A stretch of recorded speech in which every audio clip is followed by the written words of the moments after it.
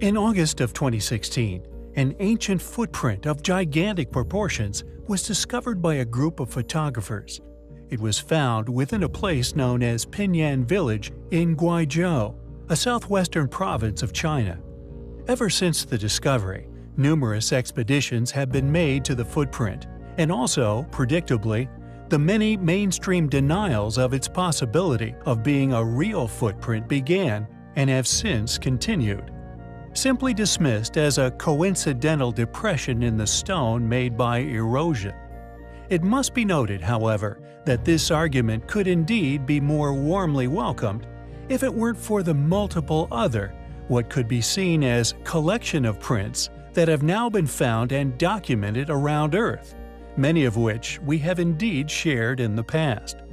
The footprint is said to be 57 centimeters long and 20 centimeters wide at its widest point, with a maximum depth of 3 centimeters. Found indeed within fossilized rock, it is, however, lacking an accurate carbon dating, but most certainly originates from the prehistoric era. At 57 centimeters long, it is nearly 3 times the size of the normal modern man's foot, giving its owner an estimated height of 18 feet tall. According to some of the original reports, a supposed article regarding the footprint gave a bare-bones description of the discovery. However, according to Snopes.com and indeed Logic, this account can be proven false, as the print's existence would have almost certainly been exposed by the photographers themselves. It is something which we find highly compelling. Takeshi Onomata, an archaeologist for the National Institute of Statistics and Geography within Mexico, recently made an astonishing discovery in a most unlikely of ways. Before modern technologies, the only real way to investigate an ancient site was to visit the area and either excavate specific places of interest or simply observing said sites from the ground level. However, thanks to modern radar and LiDAR systems, the sites can now be scanned and then observed in depth from afar. However, to implement such technologies on a certain site of interest is incredibly expensive, something Takeshi knows all too well. After investing $62,000 on a LiDAR scan of an area a mere 35 miles in size, he unfortunately returned no new discoveries in the area. This initially disappointed Takeshi, but a few months later, after researching previous investigations in the area, he was incredibly excited when he came across a previous LiDAR scan, one originally made by Mexican official studies of the area. He found a treasure trove available for free online. Published in 2011, it covered an astonishing 4,440 miles square and covers the areas of Tabasco and Chiapas, in which Takeshi has since discovered an additional set of 27 ancient ruins, all previously hidden within this public access map. This not only expands our understanding of these claimed Mayan ruins, but also expands the breadth of this astonishing, now lost civilization's reach, and indeed the original size of their mega-metropolis, which covers many hundreds of miles square, and is now estimated to have once been inhabited by at least 10 million individuals. Takeshi learned about the map via Rodrigo Liendo, an archaeologist from the National Autonomous University of Mexico.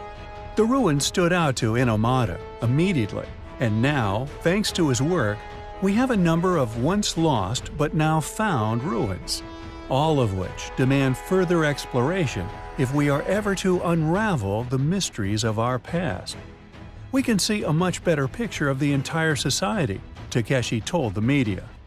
The stuff he is finding is crucial for our understanding of how Mayan civilizations developed, added Arlen Chase, an archaeologist at Pomona College. We will keep you posted on any further developments regarding these new discoveries, especially any future excavations. It is a find, a lost civilization, and indeed an area of archaeological interest and intrigue, which we find highly compelling.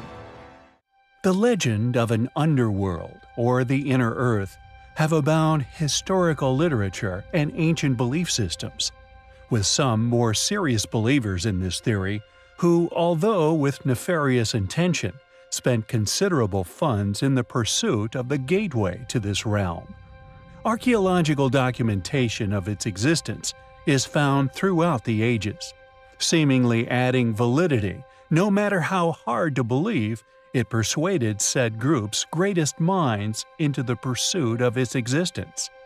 Within antiquity, specifically Greek, ancient Egyptian belief systems, a gateway to an underworld, was at the time commonly associated with a passageway into hell and the passage through. Representative of these acts include Hades, Osiris, Anubis, etc., with the Greeks even creating necropolises, claiming gateways were often located at the meeting of three rivers. Journey through the underworld. With the Egyptian scripture, we feel not only being the most elaborately constructed, but by that measure the most intriguing to explore. Throughout the underworld journey, the traveler contended with strange beings and gatekeepers, with Osiris found within the Hall of Final Judgment. Here, the plea of case for entry into the afterlife. The Final Judgment involved a two-part process. Standing before the 42 divine judges. Here they stood before 42 divine judges and pleaded their innocence of any wrongdoing during their lifetime. Part 2. The weighing of the heart ceremony.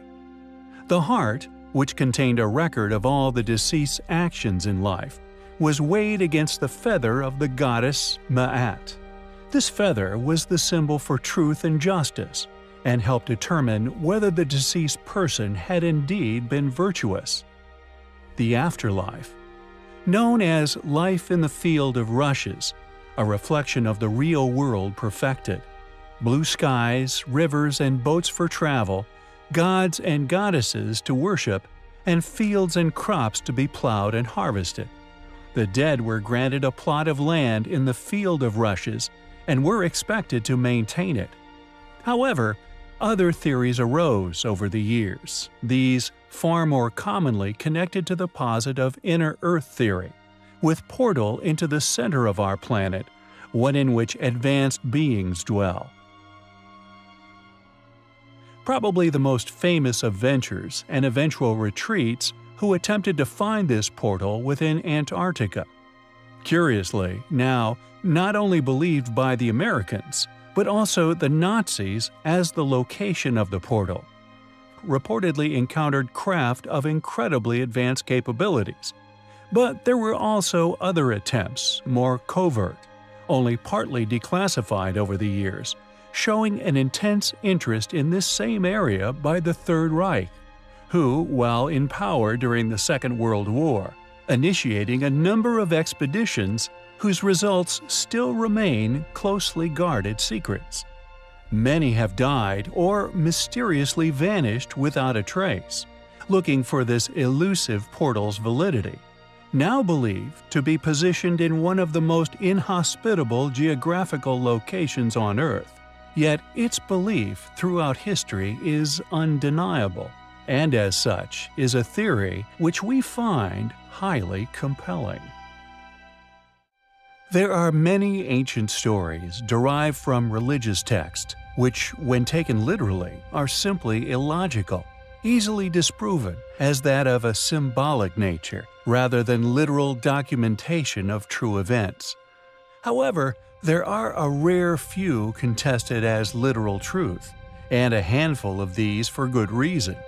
The conviction is that these events left such a lasting impression on the creators of these texts and ancient scrolls that they included them within their writings. One of these being that of the so-called legend of the Tower of Babel. Once declared as a symbol of oppression, it is now argued by many as simply being merely another symbolic myth, such as many other stories found within religious writings. However, there are numerous details which cannot escape the microscope of some investigators. And now that a brick has been found, legitimately dated to this time, and commissioned by the same claimed king, the argument for the actual past existence of this incredible structure has gained traction within even the most skeptical academic mind. A brick, stamped with the seal of the ancient Babylonian king Nebuchadnezzar II, biblically stated as the man who commissioned the construction of the tower itself, has been discovered. Dr. Irving Finkel of the British Museum said, quote, "When you look at the early chapters of the Bible, it is clear that some of it is drawn from the Judeans' own records. It incorporates narratives which they must have encountered for the first time in Babylon, some so powerful and striking that the authors who worked on the Hebrew texts incorporated them to tell their own story." He continued, "In the book of Genesis, what we have here is a brick which fits exactly into that specific context. There can be no doubt that the stimulus for the story and the narrative must have taken shape during the Babylonian exile.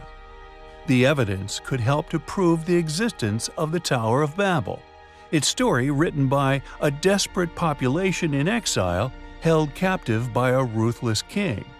End quote. Yet, as always, regardless of the corroborating evidence, it will, like the many other details and aspects of the claimed tower, continue to encounter dismissal by many, with even those who are convinced of its past existence in disagreement over its original location. Logic would suggest that, if built, it was within ancient Babylonia, some 500 miles from Jerusalem. Yet some argue it was actually built somewhere else within the Middle East. Regardless of these disagreements, we find the brick, its still intact mortar, Dr. Finkel's quotations, and indeed its intriguing seal highly compelling.